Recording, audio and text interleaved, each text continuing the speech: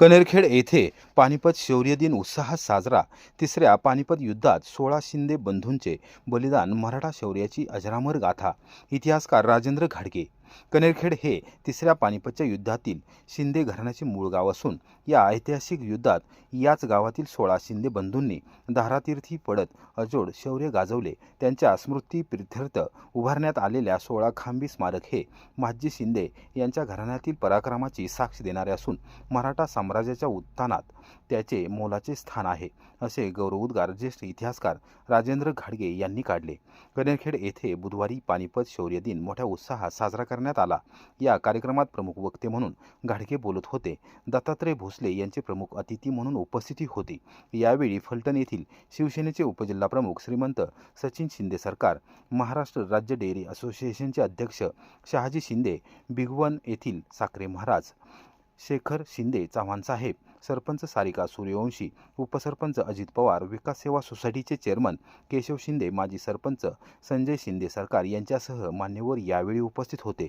मान्यवरांच्या आगमनानंतर गावाच्या मुख्य चौकातील श्रीमंत माधवराव शिंदे यांच्या पुतळ्यास अभिवादन करण्यात आले। त्यानंतर तिसऱ्या पानिपत युद्धात बलिदान दिलेल्या 16 शिंदे बंधूंच्या 16 खांबी स्मारकावर अभिवादन करण्यात आले। दीप प्रज्वलनाने कार्यक्रमाची सुरुवात झाली। घाडगे पुढे म्हणाले की पानिपत हा मराठा साम्राज्याचा सर्वोच्च शौर्य दिवस आहे। पानिपतची लढाई म्हणजे महाराष्ट्राने देशासाठी दिलेली सर्वोत्तम आहुती होय। पंजाब सिंधच्या भूमीत मराठ्यांनी देशप्रेमाचा कधीही न पुसला जाणारा ठसा उमटवला। पानिपत ही साधी लढाई नसून महाभारता एवढेच मोठे आणि महत्त्वाचे महायुद्ध होते। कार्यक्रमात दत्तात्रय भोसले यांच्यासह मान्यवरांनी मनोगत व्यक्त केले। यावेळी मान्यवरांचा विशेष सत्कार करण्यात आला। संग्राम शिंदे, दत्तात्रय पवार, अविनाश शिंदे व विकास शिंदे यांनी सूत्रसंचालन केले, तर विकास सेवा सोसायटीचे माजी चेअरमन संभाजी शिंदे यांनी आभार मानले। कार्यक्रमास माजी चेअरमन समीर शिंदे सरकार, दीपक शिंदे, संतोष जाधव ग्रामपंचायत सदस्य, विकास सोसायटीचे पदाधिकारी, संचालक तसेच ग्रामस्थ व कार्यकर्ते यावेळी उपस्थित होते।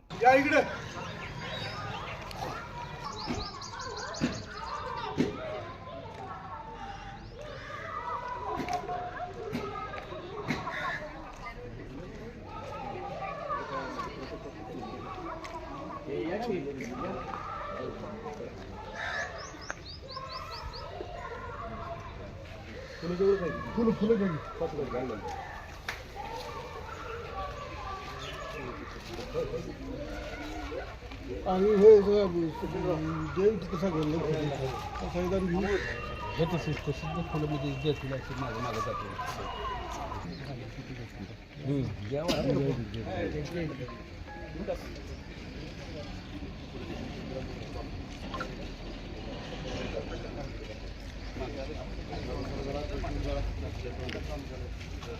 आज 14 जानेवारी पानिपत शौर्य दिवस। आजच्या दिवशी या मातीतील शूरवीरांनी पानिपतच्या युद्धामध्ये आपल्या प्राणांची आहुती दिली, त्या वीरांना आदरांजली वाहण्यासाठी, श्रद्धांजली वाहण्यासाठी या ठिकाणी राजेंद्र घाडगे सर उपस्थित राहिलेले आहेत। त्यांचं सर्व गावकऱ्यांच्या वतीनं स्वागत करतो। या ठिकाणी या वीरांना श्रद्धांजली वाहण्याचा आपण दरवर्षी 14 जानेवारीला इथं कार्यक्रम घेत असतो। पसायदानानं आपण त्यांना श्रद्धांजली वाहतो। या ठिकाणी सर्वांनी हात जोडून उभं राहायचं, पसायदान होईल। पसायदान झाल्यानंतर सर्वांनी पुष्प इथं समाधीवर व्हायचे। कुणीसुद्धा आपल्या जागेवरनं फुलं टाकू नका, जी की रस्त्यात पडतील आणि ते परत पायदळी तुडवली जातील, असं करू नका। इथं झाल्यानंतर एकेकाने येऊन नंतर समाधीवर फुलं अर्पण करूया आणि फुलं इथं अर्पण झाल्यानंतर श्रद्धांजलीचा कार्यक्रम झाल्यानंतर आपण मुख्य शिंदे सरकार वाड्यामध्ये जाणार आहोत। तिथं महादजी शिंदेंच्या प्रतिमेचं पूजन होईल, दीपप्रज्वलन होईल आणि त्यानंतर प्रमुख वक्ते जे आजचे आहेत राजेंद्र घाडगे यांचं मार्गदर्शन होईल। सगळ्यांनी आपल्या पायाच्या वाहना बाजूला करा, मोबाईल सगळ्यांचे सायलेंट करा। ही श्रद्धांजली वाहत असताना आपण त्यांचं स्मरण करूया। कुणाचाही मध्येच मोबाईल वाजायला नको, मध्येच विनाकारण त्याला वेगळं काहीतरी वाटायला नको। इथं पसायदान झाल्यानंतर आपल्या हातात जी फुलं आहेत त्या फुलाचं हात जोडून उभं राहा। पसायदान संपल्यानंतर ती फुलं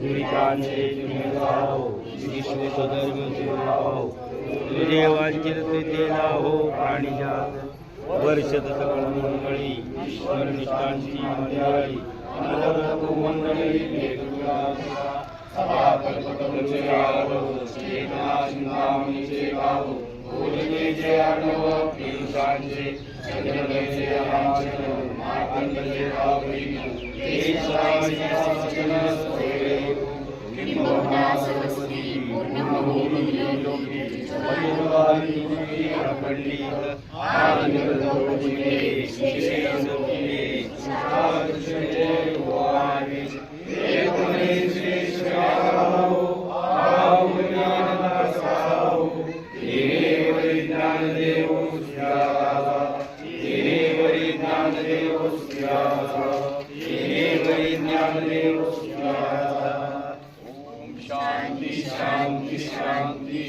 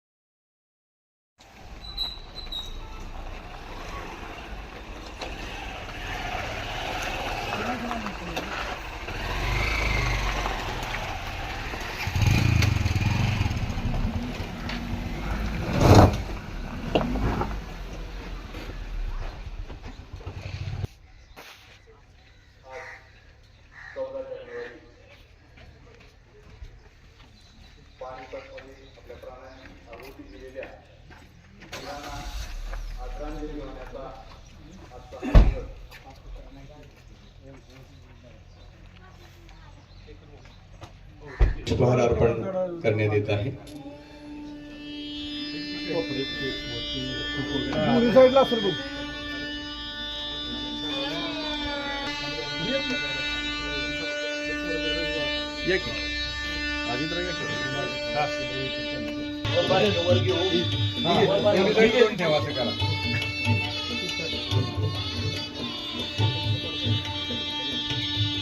त्यांच्या हस्ते दीप प्रज्वलन होत आहे.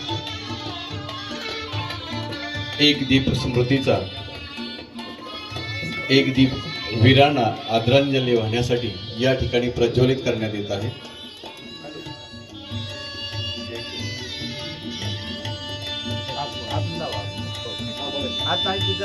खुर्ची लावा. हो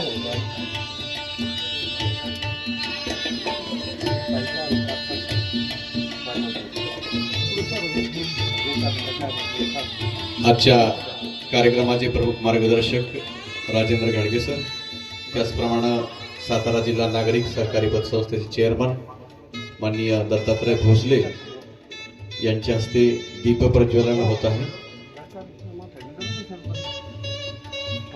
करू का सर हो चालेल हां चालेल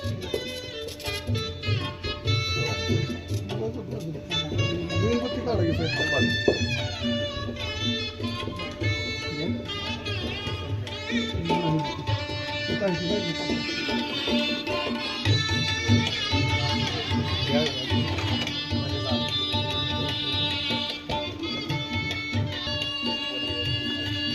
सचिन शिंदे फलटण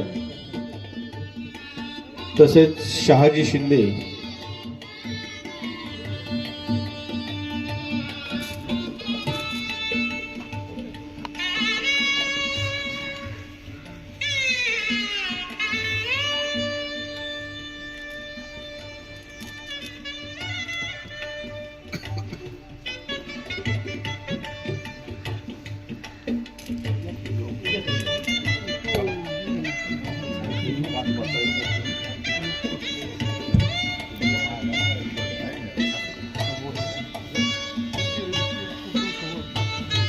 चेअरमन ज्ञानदेव कदम आपण या समोर.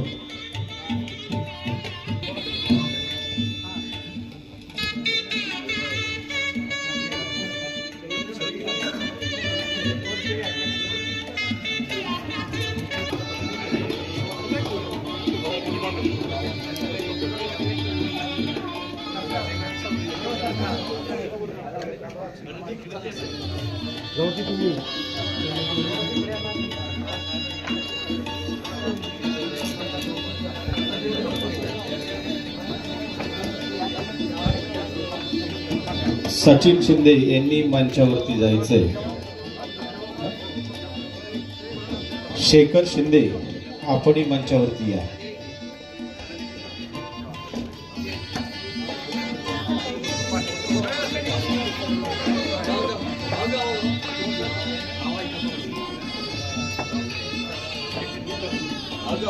कणेरखेड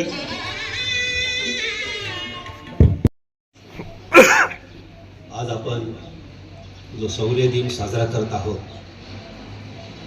आणि ज्यांच्या त्यागामुळं बलिदानामुळं हा दिन साजरा होत आहे, ज्यांनी या प्रेरणेचा पाया घातला, संस्काराचा पाया घातला, त्या मासाहेब जिजाऊ, राजनीतिज्ञ शहाजी महाराज आणि जो राष्ट्रपुरुष त्यांनी घडवला ते वंदनीय छत्रपती शिवाजी महाराज.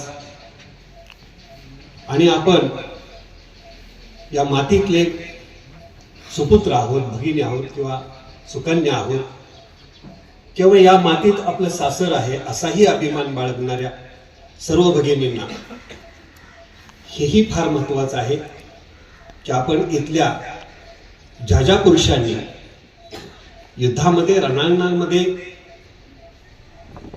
आपलं बलिदान दिलं आणि एक नवा इतिहास घडवला आणि त्यांच्यासोबतच त्यांचे कुटुंबीय सुद्धा तिथं शहीद झाले असं म्हटलं तरी हरकत नाही. तर ते कुटुंबीय, त्या भगिनी, त्या सर्वांना मी विनम्र अभिवादन करतो. पानिपतच्या युद्धाच्या निमित्ताने ज्यांनी इतिहास घडवला ते बचेंगे तो और भी लढेंगे ते दत्ताजी.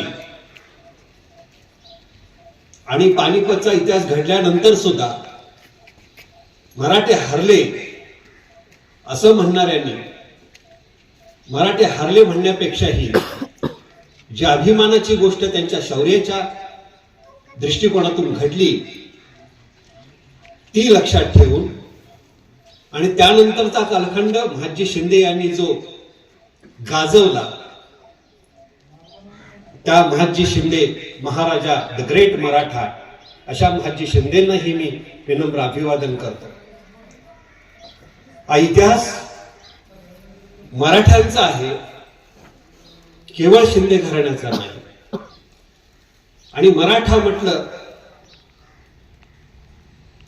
की छत्रपती शिवाजी महाराजांनी 18 पगड जातीच्या लोकांना एकत्रित करून स्वराज्याची उभारणी केली. त्या सर्व जातीपातीचे, धर्माचे लोक ही त्यांच्या सैन्यामध्ये मुस्लिम सुद्धा होते आणि त्यांना सुद्धा मराठा मुस्लिम असं संबोधलं जात होतं. अशा दृष्टिकोनातून आपण ही मराठा हा शब्द किंवा बिरुदावली इतिहासामध्ये वापरतो. अशा मराठ्यांचे साम्राज्य आणि त्याचं नेतृत्व, कुशल नेतृत्व, प्रेरणादायी नेतृत्व करणारे महादजी शिंदे यांनी इतिहास घडवला आणि जगभरात त्यांचं नाव लौकिक झाला. एक उदाहरण देतो निवडणुकीच्या अनुषंगानं की राजेश खन्ना आणि लालकृष्ण अडवाणी निवडणुकीला उभे राहिलेले होते. राजेश खन्ना पराभूत झाला. वर्तमानपत्रात लालकृष्ण अडवाणी जिंकले अशी बातमी आली नाही, राजेश खन्ना हरला अशी बातमी. तो हारने में भी जीत होती है लक्षात ठेवा. कौतुक त्याचंच होतं जो खऱ्या अर्थाने इतिहास घडवत असतो. आणि महादजी शिंद्यांच्या बाबतीत सांगायचं झालं तर मला मुळात इतिहासकारांनी पानिपतची डावी बाजूच का लिहिली हे समजत नाही. स्वतः अब्दालीनं कबूल केलेलं आहे की मराठे कसे लढले आणि मराठे किती प्रबळ होते. तसं पाहिलं तर निश्चित आकडा कुणालाच माहिती नाही. लाखो लोक शहीद झाले, त्यामध्ये अब्दालीचेही लोक भरपूर होते आणि आपलेही लोक भरपूर होते. नक्की जीत कुणाची झाली याचा अंदाज फक्त बांधला जातो, निष्कर्ष काढला जातो ते पेशवे पडले म्हणून. नानासाहेब पेशव्याचा भाऊ आणि मुलगा हे पडले, मराठे पळाले. म्हणजे हे आपल्याच लोकांनी पळाले म्हणून लिहायला सुरुवात केली. ही अत्यंत दुर्दैवाची गोष्ट आहे, लक्षात घ्या. मराठे पळाले असते तर आज इतक्या वर्षांनी सुद्धा हरियाणामध्ये 10 लाख मराठे आपल्याला जिवंत दिसले नसते, लक्षात घ्या. मराठे पळाले असते तर महादजी शिंद्यांसारख्या महापराक्रमी सेनानीनं दिल्ली काबीज केली नसती. हा इतिहास आहे, हा आपण विसरतो. जर महादजी शिंदे जे तिथं अपंग झाले, त्यांना वाटलं नाही आपण हरलो आहोत, असं वाटलं असतं तर मराठ्यांनी उत्तर भारत केव्हाच सोडला असता आणि ते आपल्या प्रांतात परत आले असते. आता याचं उदाहरण देताना इतिहासकार देतात की मराठी लपून राहिले जंगलात आणि तिथे राहिले म्हणून ते रोड मराठा झाले. ते काय बघायला गेले होते का तिथं त्यावेळेला? पण इतिहासकारांनी आणि त्यातही विशिष्ट वर्गाच्या इतिहासकारांनी हा इतिहास आपल्या बाजूने म्हणजे त्यांच्या बाजूने लिहिला. मी नाव घेत नाही कारण मी फार मोठा इतिहासकार नाहीये. मी फक्त 10 वर्ष झाली या इतिहासाकडे वळलेलो आहे. माझं क्षेत्र सुद्धा युनायटेड इंडिया इन्शुरन्स कंपनीत मी प्रशासकीय अधिकारी होतो. शिक्षणाने मी कॉमर्स ग्रॅज्युएट आहे. तज्ञांनी इतिहास लिहिलेला आहे, तज्ञांबद्दल काय बोलायचं. परंतु लिहिताना मात्र नानासाहेब, नाना फडणीस, सदाशिव भाऊ, अरे आमचे काय भाऊबंद नव्हते होय. म्हणजे महादजी शिंद्यांचा सुद्धा पराक्रम झाकून ठेवला. ही दुर्दैवाची गोष्ट. पण त्यांनी केलं त्याबद्दल दोष द्यायचा नाही, ही भूमिका मी घेतली एक इतिहासाचा अभ्यासक म्हणून. आणि ती भूमिका घेत असताना त्यांचे दोष काढणे इतकं आपण काही फार मोठे नाही आहोत. पण त्यांनी जे लिहिलं ते आपल्या लोकांबद्दल आपण का लिहायचं नाही, ही भूमिका मी घेतली. म्हणजे शिवाजी महाराजांचे गुरु कोण आणि शिवाजी महाराजांनी कुणी घडवलं हे सांगत असताना त्याच्यावर विवाद भरपूर झाले. सुरुवातीलाच मी सांगतो की मी कुठल्याही गटाचा नाही, तटाचा नाही, संघटनेचा नाही. मी सरकारी अधिकारी आहे, लक्षात घ्या. आणि छत्रपती शिवाजी महाराजांकडनं मग आपण काय शिकलो? जर आपण जातीभेद मानला तर मग शिवचरित्रातून आपण काही शिकलो नाही.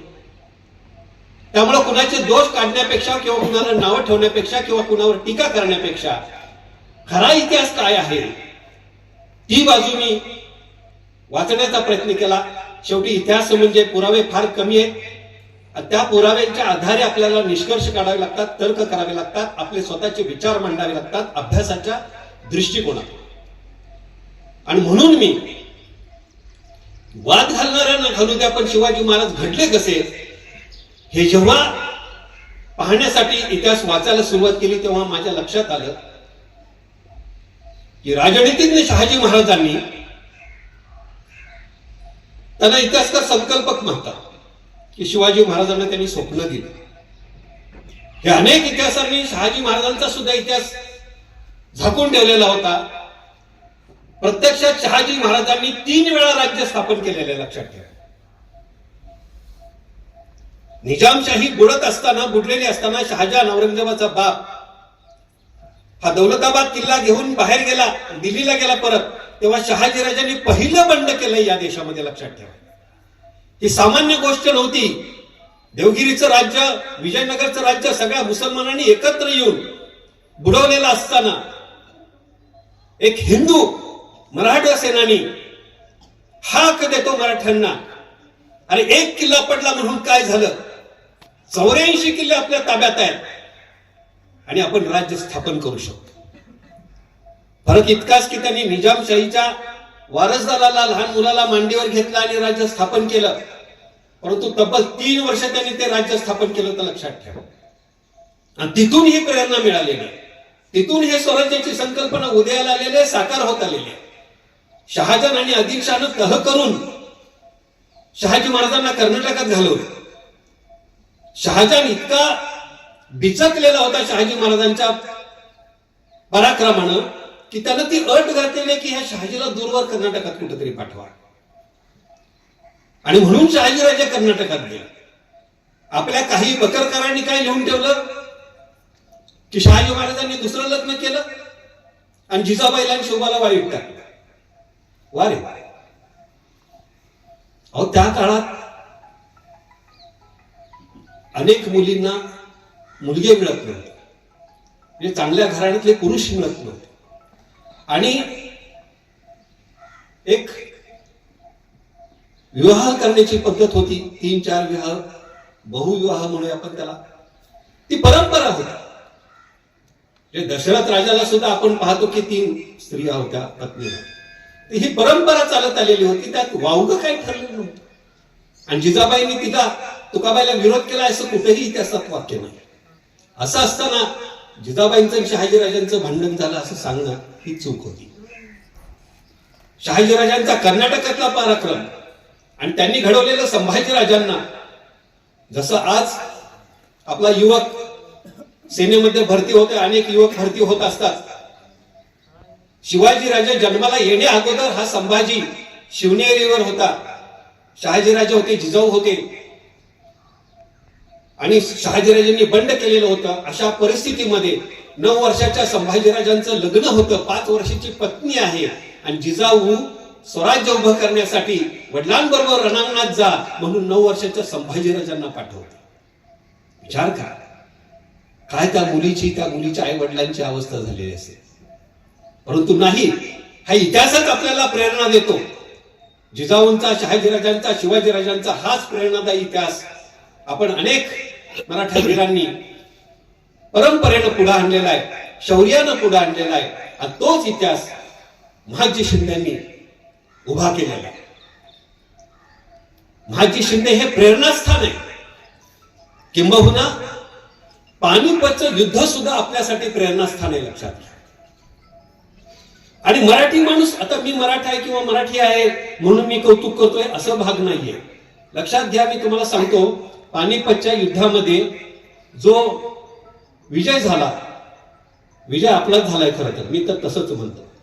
तर ह्या का म्हणतो, ह्याचं वर्णन करताना अनेक जणांनी महाजी शिंद्यांचा गौरव केलेला आहे, मराठ्यांचा गौरव केलेला आहे. 84 या नावाचे बिगर मराठी इतिहासकार आहेत, त्यांनी सुद्धा सांगितलेलं आहे की आलमशहानं स्वतः महाजी शिंद्यांना विनंती केली की तुम्ही आमच्या तख्ताचं रक्षण करा.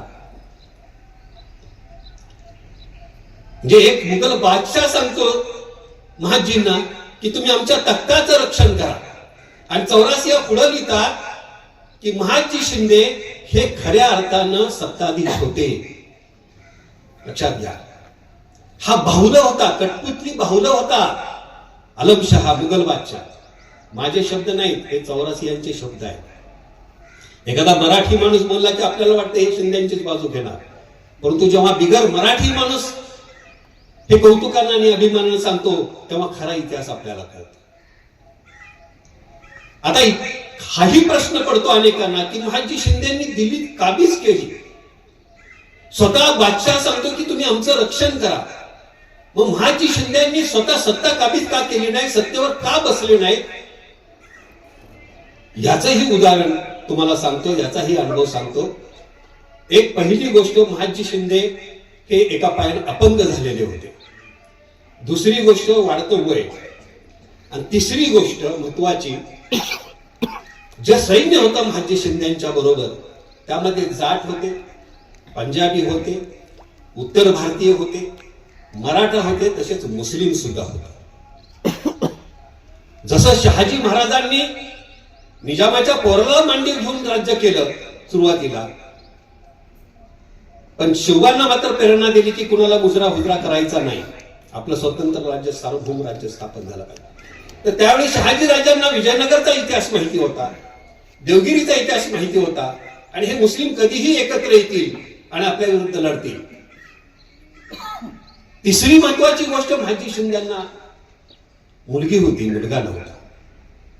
इतक्या मोठ्या साम्राज्याचा पसारा सांभाळणारा वारस नाहीये, आणि दत्तक वारस घेतल्यानंतर त्याच्याबद्दल तितकी खात्री देता येत नाही जितकी रक्ताच्या मुलाबद्दल देता येईल. सगळेच दत्तक घेतलेले काही कमजोर असतात असं नाही.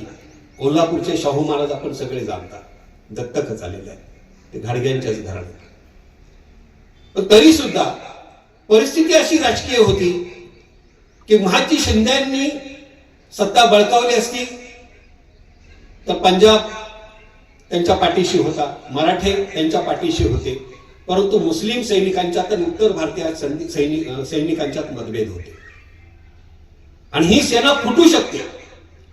पानिपतचं युद्ध इतकं महाभयंकर का झालं, तर जो शाह आलम मुघल, तुमचा रोहिला अफगाणिस्तानचा आणि नवाब खान, हे तिघ एकत्र आले, आपसात भांडणारे मुसलमान एकत्र आले, म्हणून ते संख्येनं जास्त झाले. लक्षात घ्या, महाजी शिंदेना तीही भीती होती की आपलेच सैनिक फुटून जात आहेत किंवा जातील आणि पुन्हा हे एकत्र येतील आणि पुन्हा आपलं राज्य जसं काही 1.5 दिवसाचं सरकार झालं मध्यंतरी, तसं काही होऊ नये.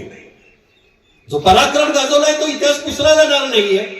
महाजी शिंदे हे नाव अजरामरच राहणार आहे आणि दिल्ली काबीज केली हेही अजरामर राहणार आहे, हे महाजी शिंदेना माहिती होते. आणि म्हणून सत्ता काबीज त्यांनी केली, दिल्ली काबीज केली, पण सत्तेवर मात्र ते बसले नाहीत. आणि कठपुतली बाहुलं हा शाह आलम कसा होता याची 2 उदाहरणं सांगतो. की त्या काळात ज्या मोगलांनी हिंदूंचा अतोनात छळ केलेला होता, त्याच हिंदूंवर अन्याय केलेला होता, कर लादलेला होता, देवळं पाडलेली होती, त्या शाह आलमनं महाजी शिंद्यांचे विचार ऐकून, त्यांचा पराक्रम पाहून, ते आपल्या आश्रयस्थाने हे मान्य करून 2 मोठ्या घोषणा केल्या की हिंदूंच्या मंदिराला कोणी हात लावायचा नाही. आणि दुसरी घोषणा, गो हत्या बंदी. मोगलांसारख्या एखाद्या मुस्लिम बादशाने ही घोषणा करावी ही सामान्य गोष्ट नाही. याचं सर्व श्रेय महाजी शिंदे यांच्या पराक्रमाला जातं, शौर्याला जातं, त्यांच्या त्यागाला जातं. आणि स्वतः महाजी शिंदे यांनी दिल्ली काबीज केलेली होती, अलाहाबादची त्यांना जहागीर मिळाली होती, त्या अलाहाबाद मध्ये त्यांनी 2 मंदिरं बांधलेली होती. त्या काळात मोगल सत्तेवर असताना, रोहिल्यांचं आक्रमण येऊन घातलेलं असताना, आणि दुसरी गोष्ट नवाब खान सुद्धा विरोधात असताना. तिसरी महत्वाची गोष्ट अशी आहे, मराठे हरले असते तर अब्दाली पुन्हा आला असता ना? अब्दाली आला का पुन्हा? नाही, धाडस झालं. महाजी शिंदेची ताकद काय आहे हे अब्दालीने ओळखलं होतं. लक्षात ठेवा. आणि म्हणून कुणीही पुन्हा एकत्र येऊन सुद्धा मराठ्यांविरुद्ध लढण्याचं धाडस केलेलं नाही. हा इतिहासकार.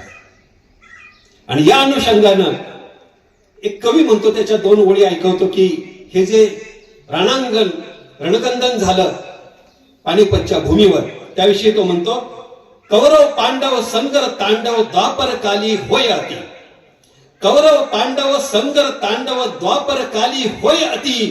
तसे मराठे गिलचे साचे कलित लढले पानिपती. तसे मराठे गिलीचे साचे कलित लढले पानपती. पानपत हे नाव होतं, आपण त्याला पानिपत म्हणतो. याचा अर्थ असा आहे की द्वापार युगामध्ये कौरव पांडवांचं महायुद्ध झालं. विजय कोणाचा झाला? सत्याचा झाला. तसं कलियुगामध्ये हे पानिपतचं युद्ध झालं आणि इथं विजय सत्याचा झालेला आहे. हा आता इतिहासकारांनी दिलेलाच पुरावा मी सांगतोय तुम्हाला, मी माझ्या मनाचं सांगत नाही. इतिहास बाकीच्या इतिहासकारांसारखं मी आपलं तुंतुन वाजवत नाही. आणि नंतर मग महाजी शिंदे वयोवृद्ध होत असताना, वारसाचा प्रश्न निर्माण होत असताना आणि पेशवाईमध्ये सगळी वाताहत झालेली असताना महाजींनी दक्षिणेकडे यायचा विचार केला. उज्जैनला आले. सुरुवातीला उज्जैनला काही काळ त्यांनी घालवला. इंग्रज घुसत होते. इंग्रजांविरुद्ध त्यांनी लढाई केली. इंग्रजांना सुद्धा त्यांनी पाणी पाजलं आणि इंग्रज जे हिंदुस्थान व्यापू इच्छित होते त्यांनी शिंद्यांच्या साम्राज्याला कधी हात लावले नाही. लक्षात ठेवा, महाजी शिंदे इतकं मोठं साम्राज्य होतं. म्हणजे हिंदुस्थानाचं एक साम्राज्य किंवा एक संस्थान ते उद्ध्वस्त करत असताना किंवा ते संपुष्टात आणत असताना सुद्धा शिंद्यांचं साम्राज्य किती मोठं आहे याची ओळख ह्या इंग्रजांना होती. आणि पुढे महाजी शिंदे मग उज्जैनला आले, नंतर ग्वाल्हेरला आले. ग्वाल्हेरला येण्याचं कारण म्हणजे ते आजारी पडलेले होते आणि त्यांचं आजारपणातच निधन झालं. जसं मी म्हटलं की वारसदार नव्हता, तसं त्यांनी आपल्याच भावाचा मुलगा दत्तक घेतला. दौलतराव शिंदे यांना दत्तक घेतल्यानंतर मग त्यांनी ग्वाल्हेरमध्ये राज्य स्थापन करण्याचा निर्णय घेतला. खरं तर उज्जैन ही राजधानी करायची होती, परंतु ग्वाल्हेर हे सोयीचं होतं. किल्लाही तिथला सोयीचा होता आणि सुरक्षित होता आणि म्हणून त्यांनी ग्वाल्हेरला राजधानी केली. आता जी परिस्थिती महाजींची झालेली आहे तीच परिस्थिती पुन्हा दौलतरावांची सुद्धा झालेली आहे त्यांच्या जीवनाच्या अखेरीला. परंतु त्यांच्या अखेरीकडे वळण्यापूर्वी आज ज्यांना आपण विनम्र अभिवादन केलं त्या बायजाबाई शिंदे, राजमाता श्रीमंत बायजाबाई शिंदे यांचा प्रवेश शिंदे घराण्यात झाला. तो कसा झाला याविषयी थोडं सांगतो. म्हणजे मराठ्यांच्या इतिहासामध्ये ज्या काही मुत्सद्दी, धोरणी, महत्वाकांक्षी, राष्ट्राभिमानी स्त्रिया झाल्या त्यामध्ये राजमाता जिजाऊ, पुढे त्यांच्या 2 स्नुषा येसूबाई, ताराबाई, नंतरच्या मराठेशाहीमध्ये अहिल्याबाई होळकर आणि त्यांच्यानंतर ह्या बायजाबाई शिंदे आहेत. लक्षात घ्या, बायजाबाईंना संधी मिळाली, एखाद्या स्त्रीला संधी मिळाली ती राष्ट्राभिमानात पेटून उठली तर संपूर्ण नवा इतिहास घडवते. इतकी ताकद स्त्रीच्या सुद्धा विचारांमध्ये असते, धोरणांमध्ये असते, स्वाभिमानांमध्ये असते. त्यामुळे नारी शक्तीला सुद्धा आपण कमी लेखलं नाही पाहिजे असं माझं म्हणणं आहे. आणि हा पानिपतचा संग्राम हा आपल्यासाठी प्रेरणेचा झरा आहे. लक्षात घ्या, महाजी शिंदे जसं प्रेरणास्त्रोत आहे तसंच बायजाबाई सुद्धा अलीकडच्या काळातील मुलींसाठी प्रेरणास्त्रोत आहे, महिलांसाठी प्रेरणास्त्रोत आहे. मी असं का म्हणतोय याचं कारण मुलींच्यात बदल झाला, मुली शिक्षणानं समृद्ध झाल्या, मुलींच्या हातात सत्ता सुद्धा यायला लागली. आज आपल्या इथं महिला भगिनी सरपंच म्हणून बसलेल्या आहेत, त्यांच्या हाती सत्ता आहे. असं असताना सुद्धा मुली किंवा महिला आपली स्वतंत्र ओळख निर्माण करण्यात कमी पडतात. लक्षात घ्या. ह्या चरित्रातून बायजाबाईंच्या, जिजाबाईंच्या, येसुबाईंच्या, राणींच्या चरित्रातून हेच तर शिकायचं आहे की स्वतःची गुणकौशल्य, स्वतःचा नेतृत्व क्षमता सिद्ध करण्याची तुम्हाला संधी मिळालेली असताना तुम्ही तुमच्या ज्ञानकौशल्याचा, नेतृत्व कौशल्याचा उपयोग करून स्वतःची ओळख निर्माण केली पाहिजे. मी कुठल्या भगिनींना कमी लेखत नाही किंवा कुणाचा अवमान करण्याच्या दृष्टिकोनातून बोलत नाही, परंतु आज सरपंच पदापासून ते जिल्हाधिकारी किंवा आणखीन कोणत्या पदावर असलेल्या महिलांच्या कार्यकर्तृत्वाकडे पाहिलं तर त्यांच्या पाठीमागे एक पुरुष असलेलं दिसतं. बायजाबाईंच्या चरित्रातून, जिजाबाईंच्या चरित्रातून, येसुबाईंच्या चरित्रातून, दाराणींच्या चरित्रातून हेच तर शिकायचं आहे की तुम्ही तुमच्याकडची गुणवत्ता सिद्ध करा. तुम्ही दिलेल्या आपल्या पदासाठी तुम्हाला जे काम करायचं आहे, कर्तव्य पार पाडायचं आहे, त्याचा अभ्यास करा. मी म्हणत नाही तुम्ही पतीसंग भांडत बसा, पण तुम्ही तुमची स्वतःची बुद्धी कौशल्य वापरून सत्ता गाजवा. हे या स्त्रियांच्या चरित्रातून शिकायचं आहे. मी हा सल्ला देतोय आणि हा प्रेरणादायी सल्ला आहे. प्रत्येक स्त्री पुरुषाला घडवत असते, जन्माला घालत असते. लक्षात घ्या. स्त्री गुणांना, कौशल्यानं ही पुरुषापेक्षा कधीही श्रेष्ठ आहे. पण संधी मिळाल्यानंतर सुद्धा जर स्त्री आपल्या कौशल्याचा उपयोग करत नसेल आणि आपल्या पतीचे किंवा वडिलांचे किंवा भावाच्या हातचं बहुलं होत असेल तर मग त्याला अर्थ उरत नाही. दुसरी गोष्ट, सत्ता कशासाठी असते? शिवाजी महाराज असू द्यात, महाजी शिंदे असू द्यात, बायजाबाई असू द्यात, ह्यांनी सगळ्या प्रजेला एक बांधलेला, प्रजेला एक संध बांधून आपल्या गावचा, आपल्या प्रदेशाचा, आपल्या राज्याचा विकास साधायचा असतो. हे लक्षात घेतलं पाहिजे. गावचा विकास होत असताना राजकारण असू द्या, राजकारण सगळीकडेच आहे, गटतट सगळीकडेच आहे. बायजाबाईंची जी हलाखीची परिस्थिती झाली, पुढं वनवास त्यांना भोगायला लागला, त्याला आपणच कारणीभूत आहात. आपलेच लोक कारणीभूत आहेत, आपलेच सरदार कारणीभूत आहेत, आपलेच कारभारी कारणीभूत आहेत.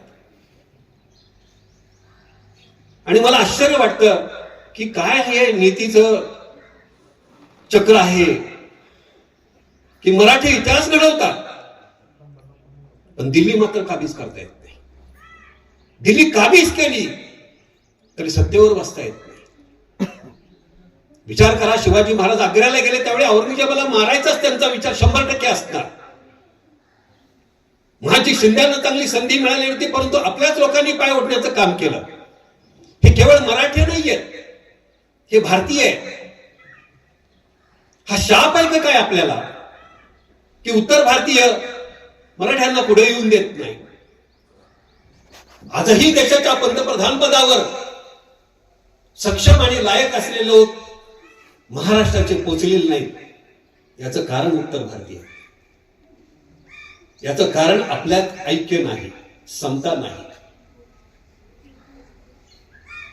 हे छापणाऱ्यांनी छापलं, लिहिणाऱ्यांनी लिहिलं आणि इतिहास सुद्धा घडवणाऱ्यांनी इतिहास घडवला की हिमालयाच्या हाकेला सह्याद्री धावला, पण हिमालयाच्या शिखरावर मात्र तो बसला.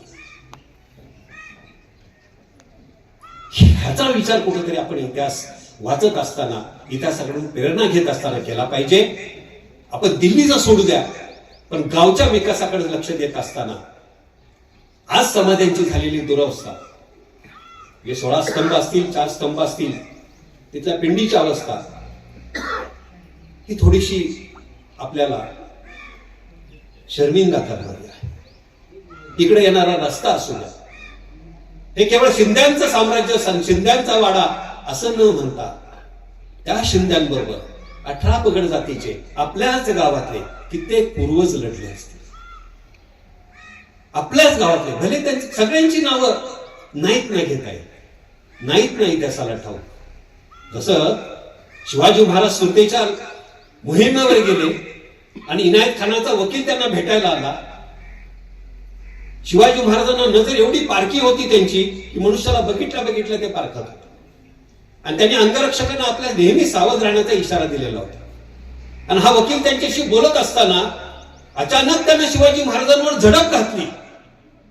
झडप घालत असताना एका मराठा सरदारानं त्याचे हात वरच्यावर उडवले आणि तो रक्तबंबाळ होऊन शिवाजी महाराजांच्या अंगावर पाठला. महाराज रक्तबंबाळ झालेले पाहून मराठे खवळले आणि मग सुरतमध्ये जाळपोळ सुरू झाली की त्यांना वाटलं महाराज जखमी झाले. म्हणजे विचार करा, आता त्या मराठा सरदाराचं, त्या मराठा अंगरक्षकाचं नाव कुठं कुणाला माहितीये? साल्हेरचा किल्ला लढवला, तब्बल 6 वर्ष झुंजवला. असे अनेक किल्ले आहेत. रामसेनचा किल्ला लढवला. ज्या औरंगजेबाला डोक्यावरची पगडी खाली आपटावी लागली आणि या स्तंभाला पकडल्याशिवाय किंवा ठार मारल्याशिवाय पुन्हा पगडी घालणार नाही डोक्यावर, असा पण करावा लागला, त्या मराठा सरदाराचं नाव कुणाला माहिती? त्यामुळे माझ्या बांधवांनो, भगिनींनो, इतिहास आठवत असताना, इतिहासापासून प्रेरणा घेत असताना, माझेही पूर्वज त्या पानिपतच्या युद्धात होते, शिवरायांच्या पराक्रमात होते, एवढं लक्षात ठेवा. आणि गावच्या विकासासाठी एक होऊन गावच्या विकासासाठी झटा. आज तलवार हातात घेऊन लढाईचं नाहीये, मी लेखणी घेऊन लढतोय. हे माझं शिवकार्य आहे. मला भरपूर पगार होता, भरपूर पेन्शन आहे, गाडी बंगला सगळं आहे. काय गरज आहे म्हटलं असतं ना मी, पण सांगितलं ना, फक्त 10 वर्षात हे वळण मिळालेलं आहे. आयुष्यात कधी कुठलं चांगलं वळण मिळेल सांगता येत नाही. फक्त तुम्ही सत्यनिष्ठ असा, राष्ट्रनिष्ठ असा, आपल्या देशाबद्दल आणि आपल्या इतिहासाबद्दल आपल्याला अभिमान असला पाहिजे. आज माझा युनिव्हर्सिटीमध्ये, विद्यापीठामध्ये किंवा अनेक परिषदांमध्ये, इतिहास परिषदांमध्ये सत्कार करत असताना माझं कौतुक म्हणून सांगत नाही, परंतु अनेक मान्यवर कुलगुरूंच्या समोर सांगतात की PhD करणाऱ्या प्राध्यापकांना सुद्धा इतिहास लिहिता येत नाही एवढा राजेंद्र घाडगेंनी लिहिलेला आहे. त्यांची इतिहासाचे पुस्तक वाचा, त्यांचे शोध निबंध वाचा आणि त्यांच्याकडनं प्रेरणा घेऊन लिहायचं कसं शिका. जे आज मी समाजासाठी काहीतरी देणं लागतो ही माझी जाणीव आहे. शिवाजी महाराजांचं कार्य तलवारबाजीचं होतं, त्यावेळी राजकारण वेगळं होतं, आताचं राजकारण वेगळं आहे. आज तुम्ही तलवार हातात दिली, पण त्याच्या अगोदर मी लेखणी हातात घेतली आणि नवा इतिहास मांडण्यासाठी मला स्फुरण मिळालं, ते काम करतो. माझं नवयुवकांना आणि सगळ्यांना जुन्यांनाही माहिती आहे आणि मी नेहमीच सांगतो, माझ्या भगिनींना सुद्धा ते आव्हान आहे की तुमच्या घरातला माणूस निर्व्यसनी ठेवा. तुम्हाला पटणार नाही सर, मी सांगतो, जसं तुम्ही संघर्ष करून वाढलात तसा मीही संघर्ष करून वाढलेलो आहे. मला घरदार नव्हतं तर मी तुम्हाला सांगितलं येताना वाटेत की मला मुख्याध्यापैकी म्हणाले, घर नाही, दार नाही, कसला खानदानी तुम्ही. माझी परिस्थिती काय होती त्यांना काय माहिती नव्हतं. माझी फी शिक्षकांनी भरली, प्राध्यापकांनी भरलेली. त्यांची जात आणि कुळ सांगितलं तर तुम्हाला आश्चर्य वाटेल, पण ती मी सांगत नाही. याचं कारण ते माझ्यासाठी दैवत आहे. त्या शिक्षकांमुळे मी घडलेलं आहे. आणि संगतीनं माणूस बिघडतो म्हणतात, संगतीनं माणूस घडणार का नाही? माझ्या संगतीत आलेली माणसं घडलेली आहेत. मी उलटा विचार केला की त्यांच्यामुळं बिघडलं जातोय असं म्हटलं जातं, तू त्याबरोबर राहू नको, तो दारू पितो, तो अमक करतो, तमक करतो. मला राहण्याचीच वेळ आली, पर्याय नव्हता मुंबईमध्ये. अशा वेळेला मी त्या मुलांचा खर्च, किती वय, 23-24 वय, त्या मुलांचा महिन्याचा खर्च नुसता व्यसनांचा काढला मी बाजूला, आणि तेवढाच खर्च मी माझी बचत म्हणून बँकेत टाकला. 30 वर्षापूर्वी मी 1.25 लाख रुपये 7 वर्षात साठवून आज मी राहतोय ती जागा सर घेतली की ज्याची किंमत 1.5 कोटी रुपये. करू शकतो आपण. हा आपल्या पिढ्यांसाठी, माझ्या पिढींसाठी इतिहास नाही का? मग गावचा विकास का होत नाही? माझ्या इथं काही गटतट नाहीत का? एक खासदार आहेत, एक कॅबिनेट मंत्री आहे, 2 शिंदे आहेत, 2 राजे आहेत, किती गट झाले. पण विकास होतो कारण आपण राजकारण बाजूला ठेवलं पाहिजे, गटकारण बाजूला ठेवलं पाहिजे. हे आपण शिकलं पाहिजे. बायजाबाई ज्यांना विनम्र अभिवादन केलं, त्या बायजाबाई कशा आल्या शिंद्यांच्या घरात? तर बायजाबाई या सखाराम घाडगे, कागलचे जहागीरदार यांच्या कन्या, पाटणकर घराण्यातला त्यांचा आजोळ. सखाराम घाडगेंना 4 भाऊ. कागलची जहागीर फक्त 67.5 गावांची. विचार करा, हे घाडगे मूळचे कागलचे नाही बरं कसं. घाडगे आपल्या साताऱ्याचे आहेत. घाडगे सातारा जिल्ह्यातले बलवडीचे आहेत, ललगुणचे आहेत. इथं जे घाटगे आणि घाडगे एकच आहे. ते ड बघा तुम्ही मोडी लिपीतला.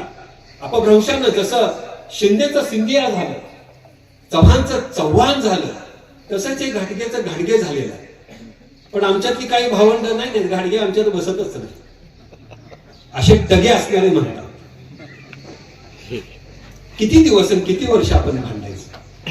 आयुष्यात कधीही कुणाला कमी लेखू नका, लक्षात घ्या. मंत्रालयात गेला तर शिपायाच्या पाया पडायला लागतं ना. त्या शिपायापेक्षा दाम दुप्पट आपली संपत्ती असते, आपलं पद असतं, आपल्याकडे पैसा असतो. पण बाबा रे, तेवढं साहेबांकडे म्हणतो ना का, म्हणतो आपण काय लागून गेले मोटर बाबा स्टोलावर बसले, नाही ना, त्याच्याशिवाय कामच होणार नाही, पाणच चालणार नाही, हे आपल्याला जाणीव असते. तसं गावातल्या कुठल्या युवतीला, कुठल्या मुलाला, कुठल्या ही जातीतल्या तरुणाला किंवा नव्या पिढीतल्या मुलांना कमी लेखू नका. आपण प्रेरणा दिली पाहिजे. वाडवडिलांनी सुद्धा आपला पराक्रम, शिवाजी महाराजांना शहाजी राजांचा पराक्रम जिजाऊंनी सांगितला, लखुजी राजांचा पराक्रम सांगितला, घराण्याचा इतिहास सांगितला, म्हणून शिवराय घडले. स्वराज्य ह्या शब्दाची व्याख्या तरी किती जणांना माहिती होती त्यावेळी. काय म्हणजे स्वराज्य म्हणजे काय? अशा वयात 12 वर्षाच्या शुभाला जिजाऊ घडवतात, सामान्य गोष्ट नाही. घडवायच्या वयात आपण मुलांना घडवलं पाहिजे. 12 ते 16 वर्ष हे वय, आणि 16 ते 25 वर्ष स्वयं प्रेरित होऊन तरुणांनी घडणं हे वय फार महत्वाचं. आणि या टप्प्यात जी मुलं चांगली राहतात ते आयुष्यात कधीही बिघडत नाही. म्हणून पुस्तकं द्या, इतिहास वाचा, आणि ज्या ज्या क्षेत्रात काम कराल त्या त्या क्षेत्रात इतिहास घडवा. सखाराम घाडगे हे कागलचे, कामराज घाडगे हा भामणीच्या राज्यात नावाजलेला नामांकित सरदार होता. आता इतिहासकारांनी हितो सुद्धा खोट टाकलेली आहे. म्हणे त्याने उंच ठेवलेली घंटा वाजवली, पराक्रम गाजवला, म्हणून त्याचा आडनाव घाडगे. घाटगे म्हणजे घंटा वाजवायला होते. मला आश्चर्य वाटलं, राहू घाडग्यांचा इतिहास घाडगे लिहितात त्यावेळी आपल्याला घंटा वाजवणारा पराक्रमी सरदार होता असं लिहायचं म्हणजे मला अवघड वाटायला लागलं. मग त्याचा खरा इतिहास शोधला पाहिजे. खरा इतिहास आपला इंग्रजांनी लिहिलेला आहे, पोर्तुगीजांनी लिहिलेला आहे, फ्रेंचांनी लिहिलेला आहे, डचांनी लिहिलेला आहे. त्यांनी नावं ठेवलेली आहेत. शिवाजी महाराजांना सुद्धा त्यांनी लुटारू म्हणले, पण त्यांना परत दुर्बुद्धी जी होती ती दूर झाली, सद्बुद्धी सुचली, आणि पुन्हा Shivaji Maharaj was great king लॉय हे त्यांनी स्वतः उद्गार काढलेले. वळण घ्यायला भाग पाडलं पाहिजे आपण परिस्थितीला, वळण घ्यायला भाग पाडलं पाहिजे आपण चुकीच्या इतिहासाला. तसा कामराज घाडगे एका घाटामध्ये त्यानं शत्रूचं सैन्य अडवलं, तो घाट काबीज केला, आणि त्यानंतर तो नावारूपाला आला. ते घाटगेच होते, आणि सगळे मराठी आपलेच आहेत बरं का, इथलेच आहेत. उगाच कोणीतरी सांगतात शिवाजी महाराज राजपूत होते.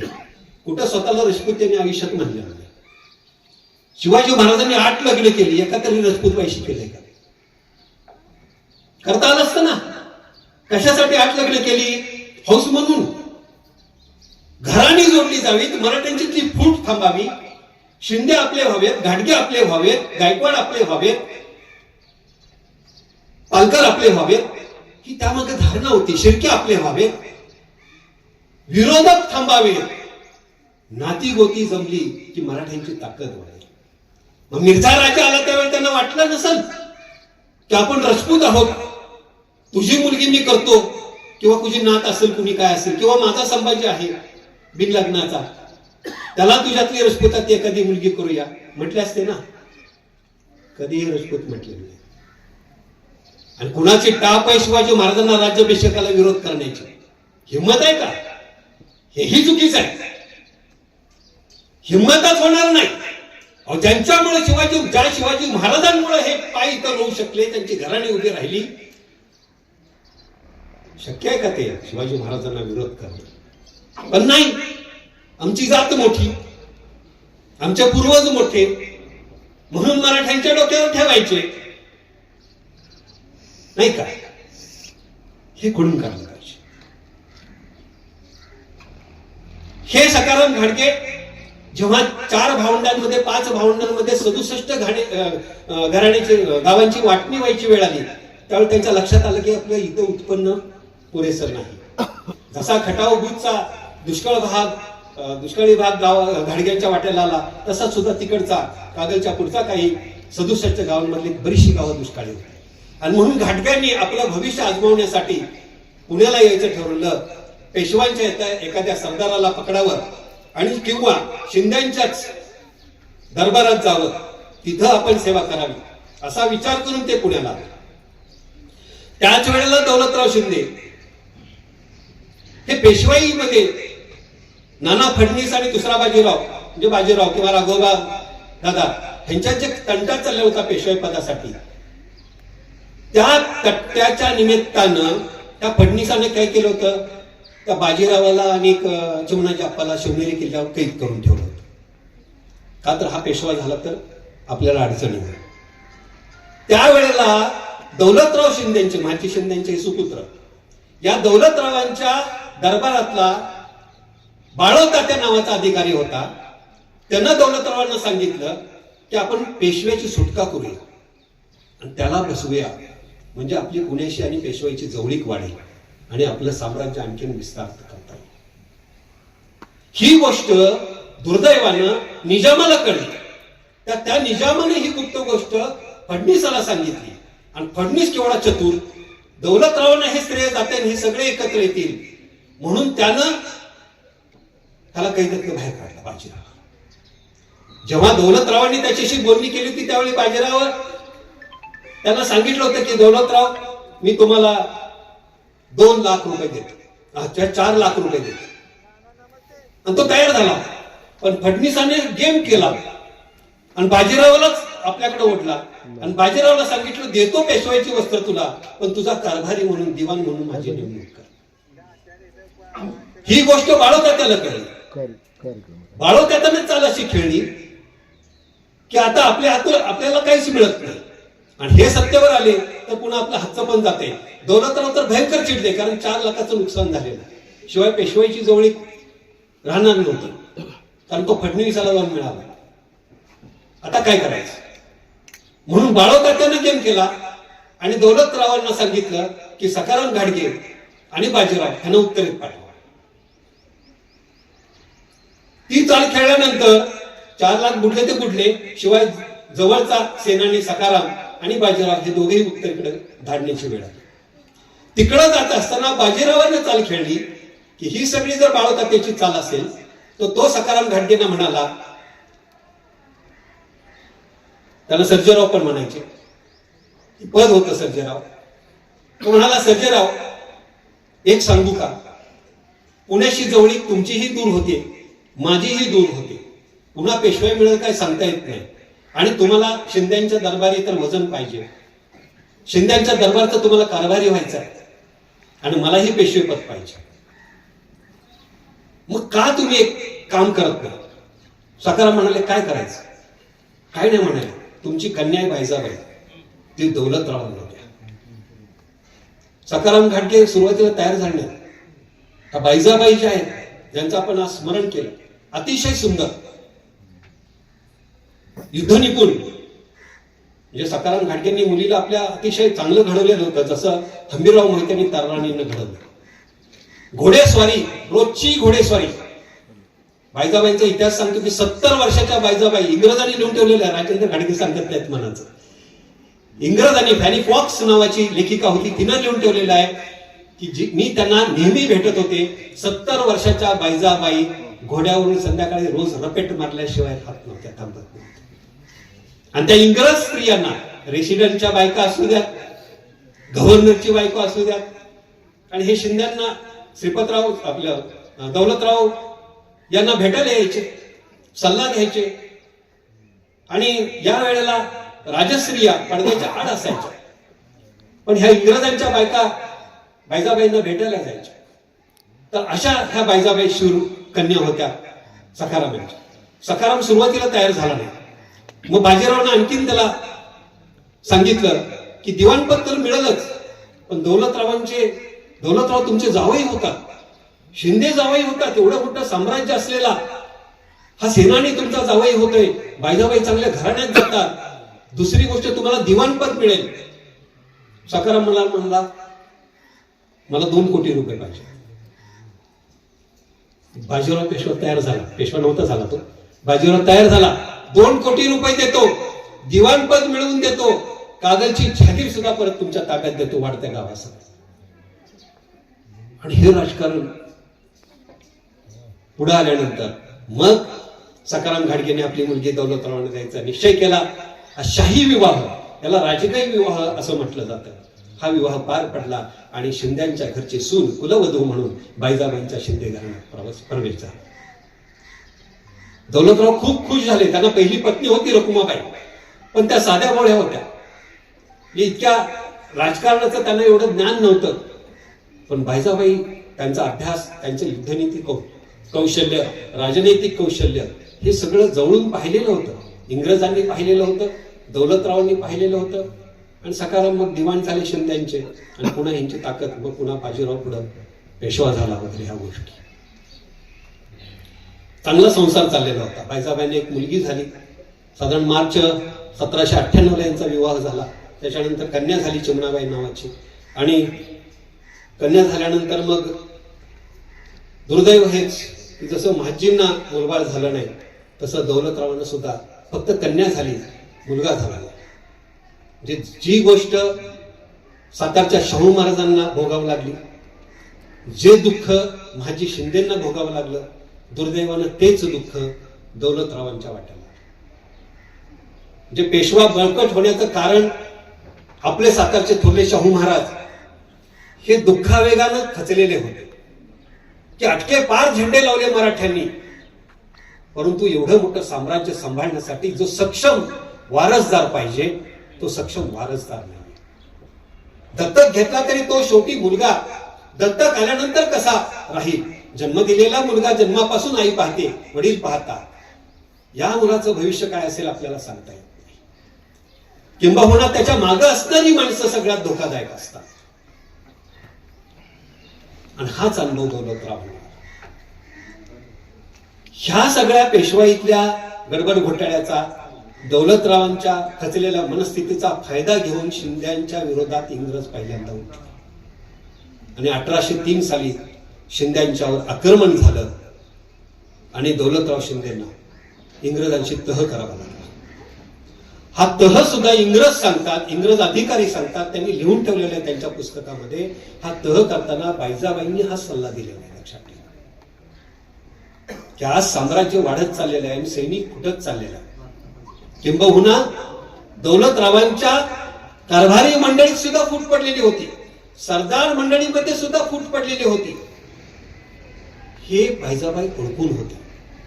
आणि आपसात वाद घालण्यापेक्षा इंग्रजांशी तह करूया म्हणून बायजाबाईंनी सल्ला दिला आणि तो तह झाला. त्याला अंजनगावचा तह म्हणतात.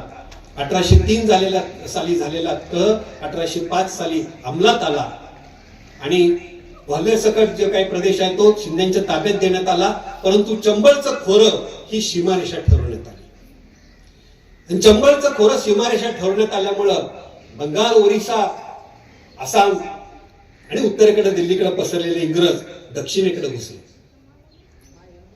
म्हणजे दरवाजा किलकिला वाजायला लागला असं वाटायला लागलं. पण म्हणतात ना, आवळ्याचा भोपळा करून सांगणं. त्याच्यावर दौलतरावांनी, इतिहासकारांनी टीका केलेली आहे की दौलतरावांनी, बायजाबाईंनी हा तह केला म्हणून इंग्रजांना दक्षिणेचं द्वार खुलं झालं आणि इंग्रजांनी अख्ख्या हिंदुस्थानवर राज्य केलं. चुकीचं आहे. मुळात इंग्रजांना प्रवेश देणारा त्या पेशव्यांचा बाप झाला.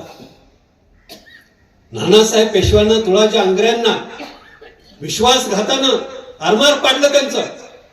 जे प्रति शिवाजी ज्यांना कान्होजी आंग्रे म्हणतात, कान्होजी आंग्रेंना म्हणतात, त्या कान्होजी आंग्र्यांच्या सुपुत्राची आणि त्यांच्या कुटुंबियांची अवस्था नानासाहेब पेशव्याने जी केली इंग्रजांचे संधान बांधून, ते कोणीही आपल्यासारखा कट्टर राष्ट्र हित जपणारा, राष्ट्रनिष्ठा असणारा माणूस, भारतीय माणूस विसरणार नाही.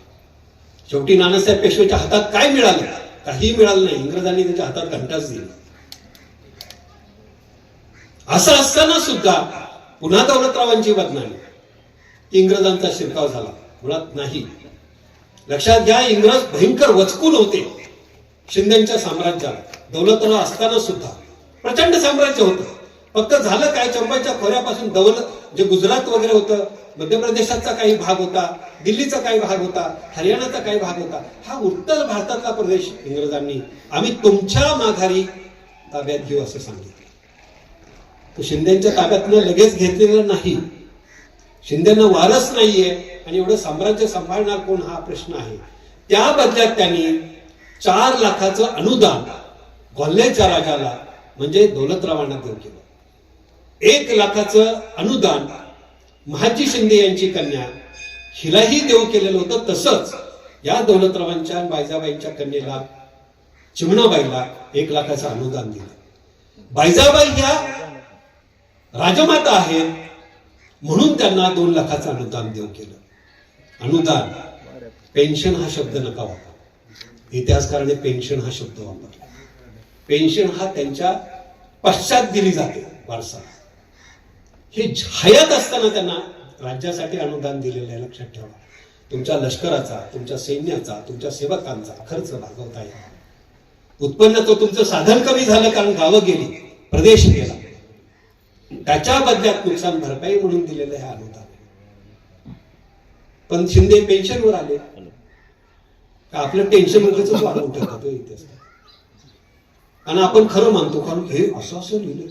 अहो ते केवढे विद्वान, ते केवढे हुशार. आमच्याकडे आपण काय कमी हुशार आहे? आपल्यातले हुशारीच आपण बोलणार नाही हो. धचा मा करणारी माणसं आहेत, लक्षात ठेवा. तो ध होता हे शोधलं पाहिजे ना. तर आपल्याला खरा इतिहास कळतो. आणि मग ह्या बायजाबाईंनी इतिहास घडवलेला आहे.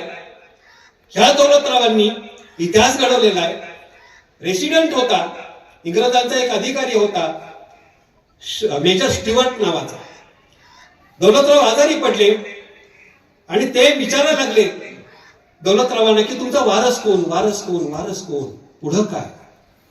दौलतरावांनी सांगितलं माझी पत्नी सक्षम आहे, राज्याचा कारभार ती पाहिल, आणि जर परिस्थिती उलट काही झालीच तर जो कोणी त्यांच्या मर्जीनं त्यांच्या इच्छेनुसार दत्तक घेतला जाईल तो दत्तक वारस सक्षम होईपर्यंत, सज्ञान होईपर्यंत, राज्य कारभार पाहण्या इतका सक्षम होईपर्यंत बायजाबाई ह्याच सत्ताधीश असतील.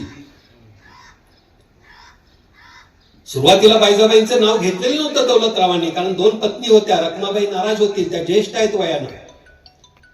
पण दौलतरावांना माहिती होतं की इथं ह्या 2 राण्यांचे 2 तट निर्माण झालेले आहेत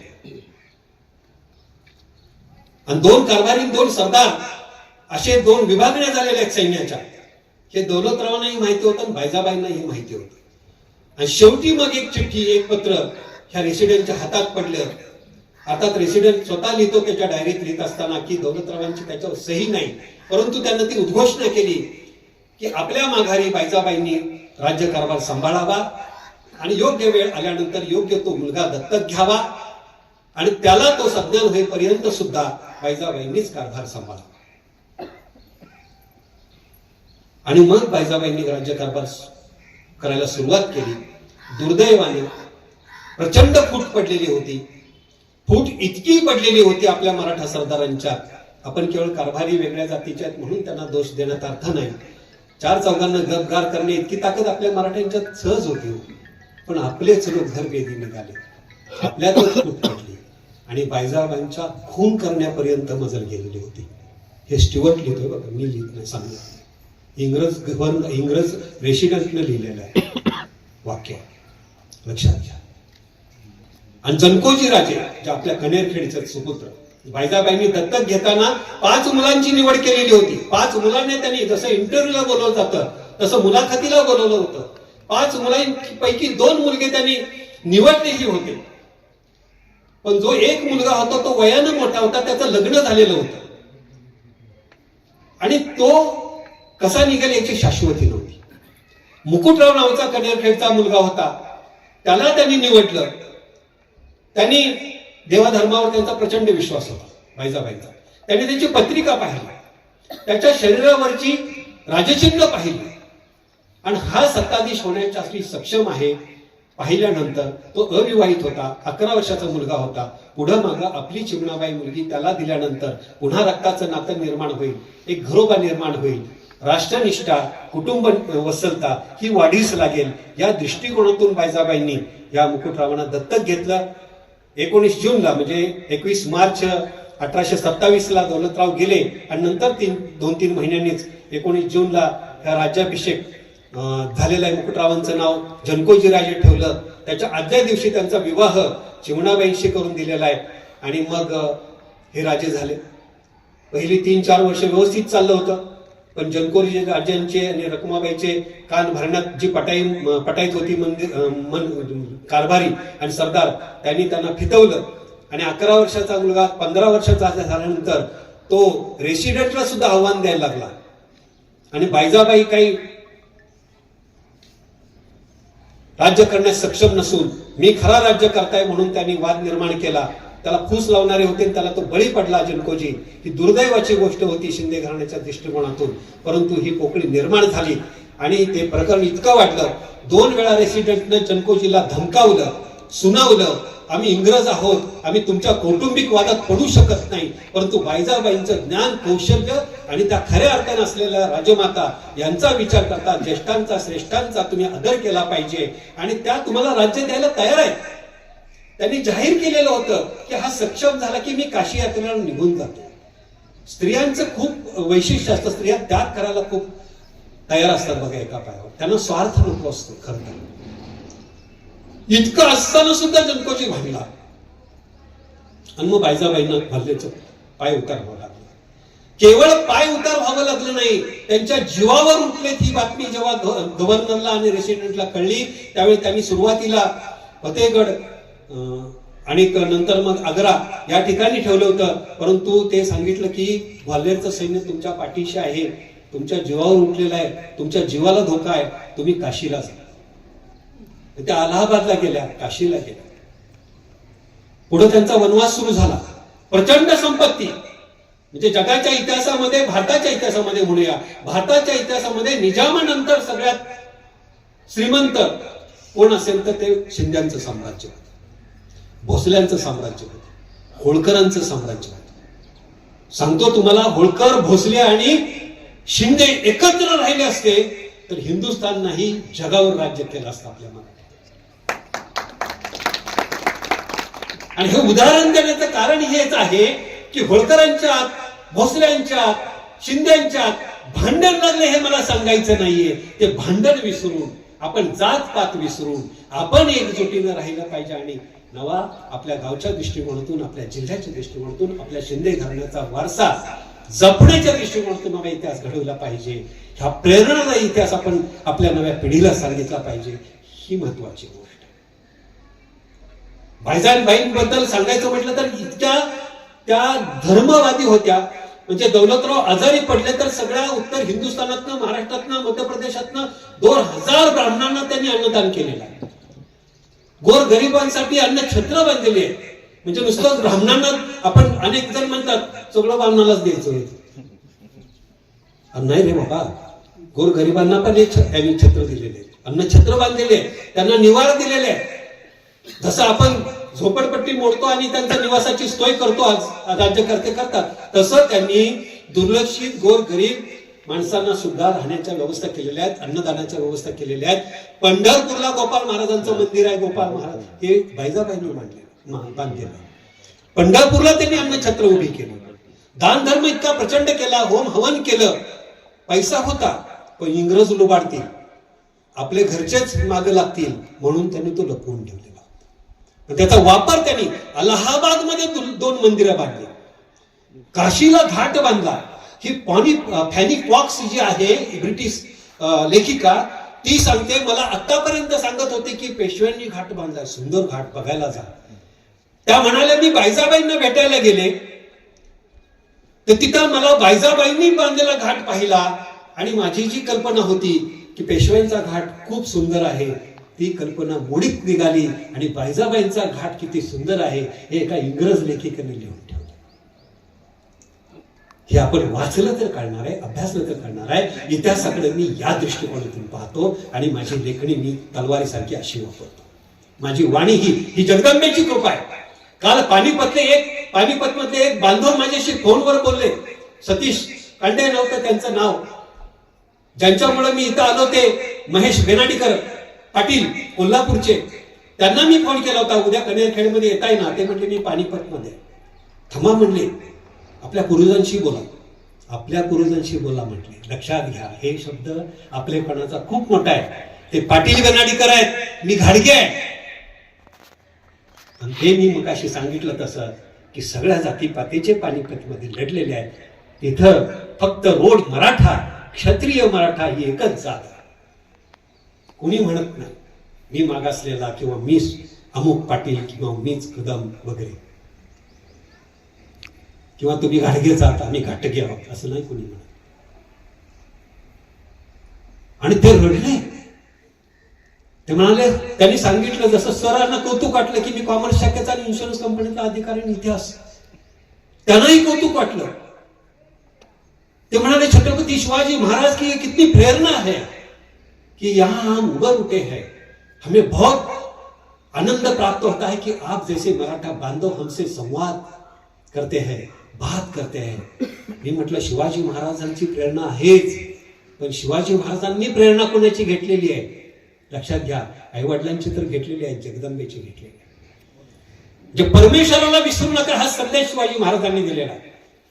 आणि मी त्यांना म्हटलो की जसे शिवाजी महाराज म्हणाले, कधीही म्हणाले नाही ते भोसल्यांचं राज्य आहे, हे रयतेचं राज्य आहे, स्वराज्य. रयत म्हणजे सगळ्या जातीपातीचे धर्माचे लोक. हे रयतेचं राज्य आणि हे राज्य व्हावे हे तो स्त्रींची इच्छा, परमेश्वराची इच्छा आहे. आई जगदंबा माझ्याकडून हे कार्य करून घेते आहे. हेच वाक्य मी त्यांना वापरलं. म्हणलं शिवाजी महाराजांची तर प्रेरणा आहेच. तेव्हा जेव्हा मी आत्मचिंतन करायला लागलो की मी कविता लिहिणं सोडून, मला खूप माझा कार्यक्रम कवितेचा गाजत होता, 125 कार्यक्रम मी राज्यभर केले, पण ते बाजूला सोडून मी इतिहासाकडे वळलो. मी सरांना सुद्धा म्हटलो आणि कालच्या बांधवाला सुद्धा म्हटलो की ही जगदंबेची कृपा आहे. आई तुळजाभवानी माझ्याकडून हे शिवकार्य करून घेतात. मला मान्य आहे की माझ्याकडे तलवार नाही, ढाल नाही, पण ज्या ज्या क्षेत्रात काम कराल त्या त्या क्षेत्रात शिव चरित्र अभ्यासून तुम्ही काम करा. तुम्ही कधीही भ्रष्टाचार करणार नाही, तुम्ही कधीही व्यसनाच्या आहारी जाणार नाही, एवढं लक्षात ठेवा. एक तरी गुण शिवाजीराजांचा आत्मसात करा. राष्ट्रनिष्ठ हा एक तरी गुण. आज शौर्याच्या अनुषंगाने कित्येक नवजवान सीमेवर लढायला जातात. पहिल्यासारखी 6-7, 7-7, 8-8, 10-10, 12-12 मुलं नाही हो आई बाप्पाला. जशी जिजाऊंनी एकूण एक मुलगा रणांगणावर पाठवला 9 वर्षाचा, तशी आज सुद्धा माऊली. मध्यंतरी एका माऊलीनं लग्न झालंय, 3ऱ्या दिवशी हळद सुद्धा पुसली नव्हती. मी माझं कुंकू पाठवते म्हणाली. केवढा मोठा त्याग आहे, केवढा. हे विचार करा, दाटून येतो कंठ, अचंबित होतं मन, अंगावर शहारा उठतो की कुठून बळ येत आहे. हे सगळं बळ आपल्या पूर्वजांच्या पुण्याईचं आहे. हे पूर्वजांची पुण्याई विसरू नका. त्या बायजाबाईंनी दान धर्म केला, देवळं बांधली, मंदिरं बांधली, घाट बांधली, वनवास भोगला, परंतु जनकोजी राजांना पश्चाताप झाला. जनकोजी राजांनी अनेक निरोप पाठवले, तुम्ही परत या, राज्य तुम्ही सांभाळा, मी तुमचा सेवक म्हणून काम करतो. पण वेळ निघून गेलेली होती. तोपर्यंत इंग्रज जागे झालेले होते, त्यांना साम्राज्य हे फोडायचं होतं. पेशव्यांची वाट लागलेली होती. तो दुसरा बाजूला फाजील निघालेला होता. नाना फडणीस टग्या झालेला होता, त्याचा मृत्यू झालेला होता. लक्षात घ्या. आणि दुर्दैवाची गोष्ट, निष्ठा किती असावी घराण्याशी आणि राष्ट्राची हे बायजाबाईंनी दाखवून दिलं. म्हणजे बायजाबाई सखाराम घाटग्यांचा खून झाला तिच्या वडिलांचा ग्वाल्हेरलाच असताना, तेव्हा हिंदूराव घाटगे त्यांचे भाऊ कागलचे हे आले ग्वाल्हेरला. अनेक जणांचं मत असं होतं की आता वारस जरी जानकोचे राजे हे मुकुटराव तुम्ही दत्तक घेतले असले तर एक पुरुष वारसदार म्हणून हिंदूरावांच्या हातात सत्ता द्या, भावाच्या हातात सत्ता द्या. हिंदूराव सुद्धा स्वतः उतावीळ झाले होते म्हणूया थोडं सत्तेसाठी, की प्रशासक म्हणून मला नेमा. अरे प्रशासक म्हणून नेमला, जसं डिफॅक्टो रूलर म्हणजे Prithvi Mahadji Shinde was de facto ruler of Delhi. De facto ruler म्हणजे सत्तेवर बसलेला अकार्यक्षम आहे, पण त्याच्या वतीनं सत्तेची सूत्र चालवणारा, राज्य चालवणारा असा राजा, असं महाजी शिंदे. तसं हिंदूराव घाटगेला व्हायचं, लक्षात घ्या. म्हणजे नावाला राजा सत्तेवर बसलेला आहे, पण महाजी शिंदे सगळं राज्य चालवतात. तसं नावाला बायजाबाईंचा दत्तक असलेला जनकोजी राजा हा लहान आहे, 12 वर्षाचा, पण राज्यसत्ता बायजाबाईंनी आपल्या हाती घ्यावी आणि माझ्याकडे प्रशासकीय भूमिका द्यावी. बायजाबाई शिंदे घराण्याशी एकनिष्ठ राहिलेलं लक्षात ठेवा. हा स्त्रीचा खूप मोठा त्याग आहे आणि स्त्रीचं समर्पण आहे, लक्षात घ्या. कुठल्याही स्त्रीनं माहेरचा विचार केला असता, भावाकडे दिव्या म्हणाली असते, पण घराण्याची निष्ठा आहे, स्वराज्याची निष्ठा आहे, शिंदे साम्राज्याची निष्ठा आहे, राष्ट्राची निष्ठा आहे. केवळ शिंदे घराण्याचं साम्राज्य ग्वाल्हेर पुरतं मर्यादित नाही हे बायजाबाई ओळखत होत्या. कागलची जागीर किती छोटी आहे हे त्यांना माहित होतं, आणि एवढा मोठा साम्राज्याचा पसारा बायजाबाईंना माहिती होतं, कुणाही ऐरागाराच्या हातात देऊन उपयोग नाही, लक्षात घ्या. आणि ह्या बायजाबाई ह्यांनी अलाहाबादामध्ये मंदिर बांधलं, काशीला मंदिरं बांधली. त्यांनी एक मंदिर असं बांधलेलं आहे अलाहाबादामध्ये, वाराणसीला, की त्यांनी कृष्णाचं आणि राधेचं मंदिर बांधत असताना तिथल्या भक्तांनी बायजाबाईंना ओळखलेलं आहे. उत्तरातल्या माणसांनी, लक्षात घ्या, आपल्या घराण्यातल्या माणसांना ओळखता आलं नाही बायजाबाईंना. त्या राधे कृष्णाजवळ बायजाबाईंची संगमरवरी मूर्ती ठेवलेली आहे की त्या पूजा करतात राधाकृष्णाची. केवढं भाग्य लाभलंय ह्या स्त्रीला, विचार करा. अशी ही राजा थोर राजमाता, आणि अशा ह्या थोर राजमातेला आपण वंदन केलं पाहिजे. महाजी शिंद्यांचा इतिहास आपण जागृत ठेवला पाहिजे. आपण मला सन्मानानं ऐकून घेतलं, सन्मानानं बोलवलं. आपण खरोखरच भाग्यवान आहोत. तुम्हीही भाग्यवान आहात, मीही भाग्यवान आहे. आणि का होईना सखाराम घाटगे कसे असू द्या, पण त्या घाटगे कुळातला एक घाटगे तरी शिंद्यांच्या बद्दल बोलायला इथं आला आणि शिंद्यांनी त्यांचा सन्मान केला, हेही माझं सौभाग्य आहे. त्याबद्दल मी आपलं सर्वांचं कृतज्ञतापूर्वक आभार मानतो आणि रजा घेतो. सगळ्यांची माफी मागतो. आणि सचिन शिंदे सरकार यांचे मित्र अमोल माझे मित्र आहेत चांगले. आम्ही दोघं इतिहास जास्त वाचतो. त्यांनी मला सचिन सरांबद्दल बोललं आणि त्यांची आमची भेट घालून दिली आणि आपल्या या कार्यक्रमाला मला आमंत्रण देऊन बोलवलं. यासाठी सर्वांना मी आभार मानतो तुमचे. शिंदे सरकार यांच्याबद्दल माहिती थोडक्यात सांगायचं म्हणजे आम्ही इतिहास वाचतो, फक्त मराठेशाही आणि शिंदे सरकार एवढंच वाचतो. त्यांच्याबद्दल पूर्ण इतिहासात कुठं मोठं पुस्तक नाही. ही जरा वाईट वाटते की याच्याबद्दल पुस्तक तयार करून आमच्यासारख्यांना जर सांगितलं तर आम्ही ते घेऊ, वाचू, आम्हाला पण आनंद वाटेल.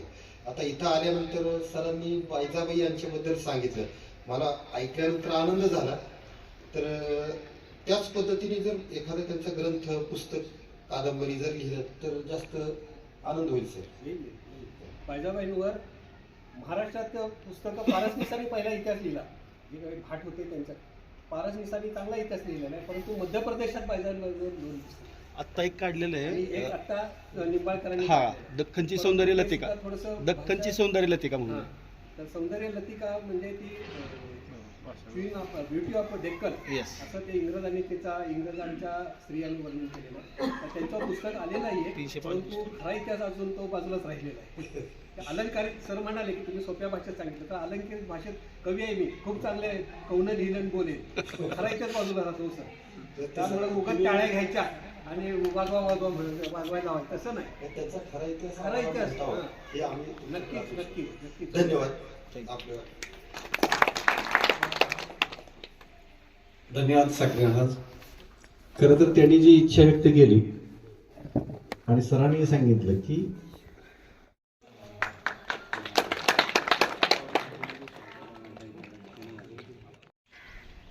अभूतपूर्व अशा कार्यक्रमासाठी उपस्थित सर्व मान्यवरांचं आपण सर्वांनी टाळ्या वाजवून या ठिकाणी स्वागत करावं.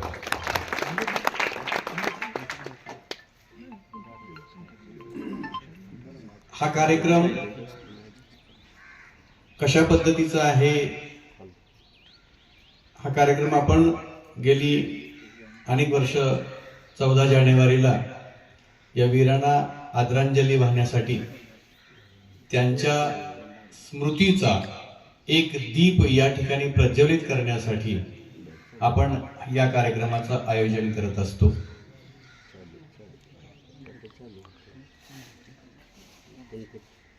ज्या वीरांनी आपल्या प्राणांची आहुती दिली आणि या कणेरखेडचं नाव, कणेरखेडच्या मातीचा जे नाव आहे ते पूर्ण विश्वामध्ये पोहोचवण्याचं काम केलं. इतिहासामध्ये ज्यांचं नाव सुवर्णाक्षराने कोरलं गेलं असे वीर या कणेरखेडमध्ये जन्माला आले. आपला प्राण गेला तरी बेहतर असे म्हणण्याची उर्मी असणारे शहीद या कणेरखेडच्या मातीत जन्माला आले. त्यांना स्मृती वाहण्यासाठी, त्यांना आदरांजली वाहण्यासाठी आपण या ठिकाणी उपस्थित आहोत. कार्यक्रमाच्या सुरुवातीला हा कार्यक्रम आपण आदरांजली वाहण्यासाठी करत असतो. या कार्यक्रमाच्या सुरुवातीलाच आपण नुकताच आपल्या जिल्ह्यामध्ये ज्या काही घटना घडल्या, जे वीर जवान शहीद झाले, हा इतिहास पुढं असाच चालू राहणार आहे. शेकडो वर्षापूर्वी पानिपतच्या युद्धामध्ये जे वीर शहीद झाले त्यांचा हा सातारा जिल्हा, या सातारा जिल्ह्यामधले 3 जवान नुकताच, म्हणजे आता 1-2 दिवसा कालच मला वाटते भोश्यामध्ये एक घटना, तिथले वीर जवान शहीद झाले. परवा दर्यामध्ये असे 3 शहीद जवान या ठिकाणी झालेत. आणि या वर्षभरामध्ये म्हणजे गेल्या वर्षीच्या 14 जानेवारी पासून या 14 जानेवारी पर्यंत ज्या ज्या वीरांना, वीरगती वीरांप्रती सद्भावना, श्रद्धांजली अर्पण करण्यासाठी मी सर्वांना विनंती करतो की आपण आपल्या जागेवर शांतपणानं उभं राहायचंय आणि 1 मिनिट डोळे बंद करून त्यांना आदरांजली व्हायची.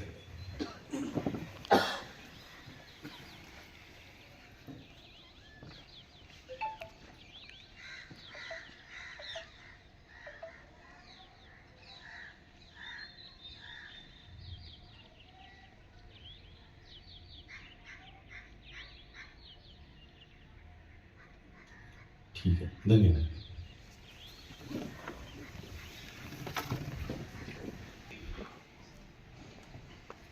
घडगे सर,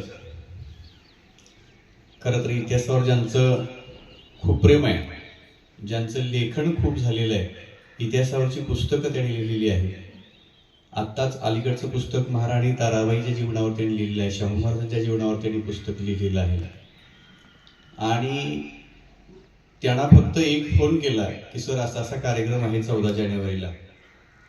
त्यांनी कुठलीही अडचण न सांगता लगेच यायचं कबूल केलं आणि या ठिकाणी ते उपस्थित राहिले. त्याबद्दल कणेरखेड ग्रामस्थांच्या वतीनं त्यांचा यथोचित असा सन्मान या ठिकाणी सर्व उपस्थितांच्या वतीने करण्यात येत आहे. पानिपत शौर्य दिनाचं औचित्य साधून ज्यांनी इतिहासासाठी आपल्या जीवन खर्च केलं, ज्यांनी इतिहास लोकांच्यापर्यंत पोहोचवण्याचं काम ही लेखणी करत असते आणि ते लेखणीच्या पाठीमागे एक लेखक असतो आणि त्या लेखकाचा यथोचित सन्मान या कणेरखेडच्या ऐतिहासिक शिंदे सरकार वाड्यामध्ये त्याच पद्धतीनं ऐतिहासिक पद्धतीला शोभेल असा यथोचित सन्मान या ठिकाणी आमचे मित्र सचिन शिंदे सरकार हे दरवर्षी या 14 जानेवारीच्या कार्यक्रमासाठी एक तलवार आणि एक शिंदेशाही पगडी या प्रमुख वक्त्यांना भेट देत असतात आणि त्यांचा सन्मान होत असतो. या कणेरखेडच्या मातीमध्ये राजेंद्र घाडगे सरांचा मानाची शिंदेशाही पगडी आणि तलवार देऊन त्यांचा सन्मान करण्यात येत आहे.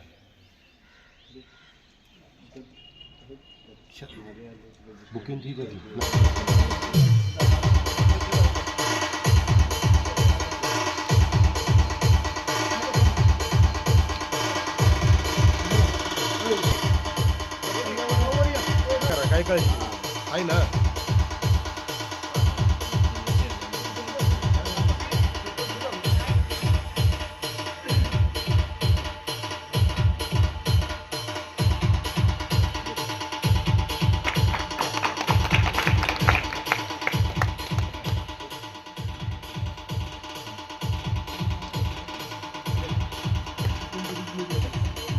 उलटा उलटा झाला.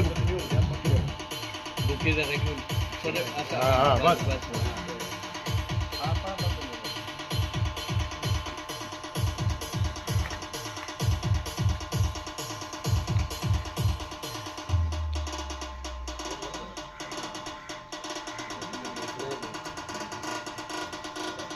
DJ Asis SK.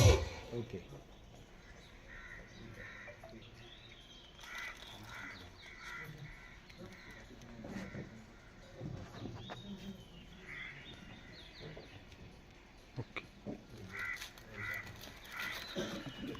कनेरखेडच्या ग्रामस्थांनी केलेला आहे, त्याचा स्वीकार त्यांनी केलेला आहे. आपण शहीदांना आदरांजली वाहतो, पण त्याच शहीदांच्या मधून प्रेरणा घेऊन या मातीमध्ये दरवर्षी अनेक युवक सैन्य दलामध्ये भरती होतात. तसं आता नुकतंच आमच्या गावामधला विराज दत्तात्रय शिंदे याचंही सैन्य दलामध्ये निवड झालेली आहे. त्याचा आजचे प्रमुख मार्गदर्शक राजेंद्र घाडगे सर, दत्तात्रय भोसले, आमचे शहाजी शिंदे, ज्ञानेश्वर कदम या सगळ्या मान्यवरांनी या वीराचं पुष्पगुच्छ देऊन स्वागत करावं, अभिनंदन करावं आणि त्याच्या पुढच्या वाटचालीसाठी शुभेच्छा द्याव्यात. आजच्या या दिवशी त्याचा सत्कार होणं म्हणजे एक वीरांना आपण जी स्मृती देतो ती खऱ्या अर्थाने आदरांजली आहे. की पुन्हा जरी कितीही वीर सैन्य दलामध्ये भरती झाले आणि शहीद झाले तरी सुद्धा भरती होणाऱ्यांची संख्या कधीच कमी होणार नाही. ही मराठ्यांची ताकद आहे. 3 जण शहीद झाले, त्यांना आपण श्रद्धांजली वाहिली, पण कालचा रिझल्ट पाहिला तर 300 जण नव्यानं भरती झाले. म्हणजे मारने वालों से ज्यादा मरने के लिए तैयार होने की संख्या अधिक मात्रा में. त्यामुळं या आजच्या कार्यक्रमामध्ये विराज दत्तात्रय शिंदे यांचा या ठिकाणी सन्मान होत आहे.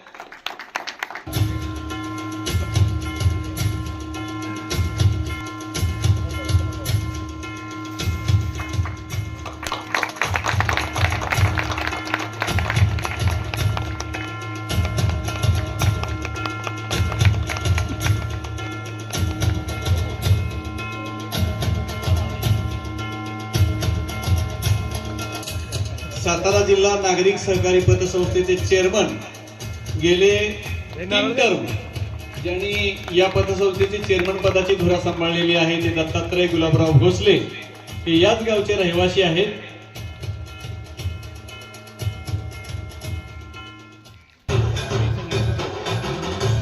विकास सेवा सोसायटीचे चेअरमन केशव शिंदे, संजय शिंदे, माजी सरपंच संजय शिंदे, माजी सरपंच दुष्यंत शिंदे,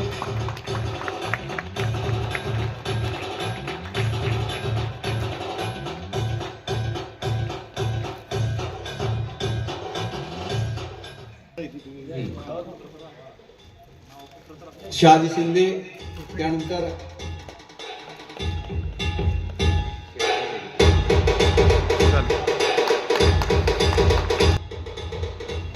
यांचाही सन्मान होतोय.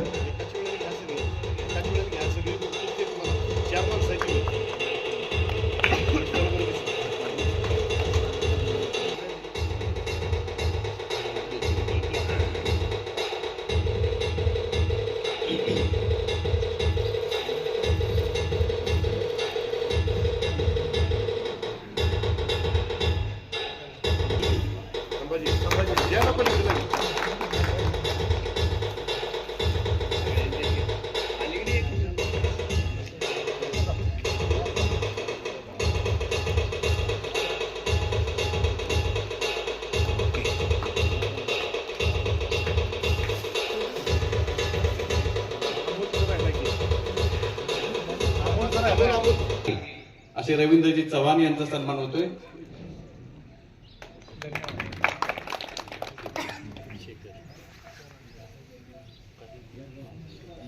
शेखर शिंदे हे या कार्यक्रमासाठी उपस्थित असतात आणि त्यांचं फार मोठं योगदान या कार्यक्रमासाठी असतं.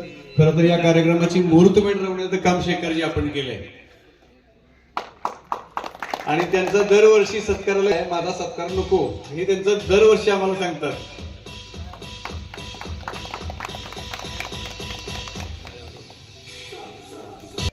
ची जाण असणारे, इतिहासावर प्रेम करणारे राजेंद्र घाडगे सर यांना विनंती करतो की त्यांनी उपस्थितांना मार्गदर्शन करावं. देहाची पराकाष्ठा शौर्याने लढले, जिद्दीने लढले. आपण काय करायचंय, त्यांच्यासाठी एक दिवस काढायचा आहे आणि तो दिवस आहे हे 14 जानेवारी 1761. 265 वर्ष झाली आणि त्याच्यासाठी आपण एक दिवस देऊ शकत नाही. प्रपंच तर आपण करतच असतो, परंतु कणकखेडवासियांना मी एकच सांगू इच्छितो की एक दिवस तरी आपण त्या वीरांसाठी द्यायला हवं, एवढीच मी अपेक्षा व्यक्त करतो. आज आपल्या इथे बायजाबाईंचं स्मृती समाधी आहे. मध्यंतरी 27 जानेवारीला श्रीमंत ज्योतिरादित्य शिंदे साहेब आले, ते बायजाबाईंच्या समाधीवर नतमस्तक झाले. आता त्या सोप्या भाषेत त्या बायजाबाईंचा इतिहास आपल्या घाडगे सरांनी सांगितलं. असे आपले जनकोजीराव शिंदे गेले, जनकोराव शिंदे, महाजी शिंदे महाराज, तुकोजी शिंदे, असे भरपूर मोठे युद्ध होऊन गेले आणि तेच पूर्वज आपले आहेत. आणि त्या मातीच्या कृतीप्रत्यार्थ मी एक आज सांगू इच्छितो की आपण वेळात वेळ काढून हा कार्यक्रम मोठा यशस्वी करूया, एवढीच मी मनोमन इच्छा व्यक्त करतो आणि माझे 2 शब्द थांबवतो. जय हिंद, जय महाराष्ट्र. वाड्यात घेऊया. यानंतर या आजच्या कार्यक्रमाचा गोड शेवट करण्यासाठी ज्या कनेरखेड विकास सेवा सोसायटीचे माजी चेअरमन संभाजी शिंदे यांनी या कार्यक्रमाचा आभार प्रदर्शन या ठिकाणी करावं.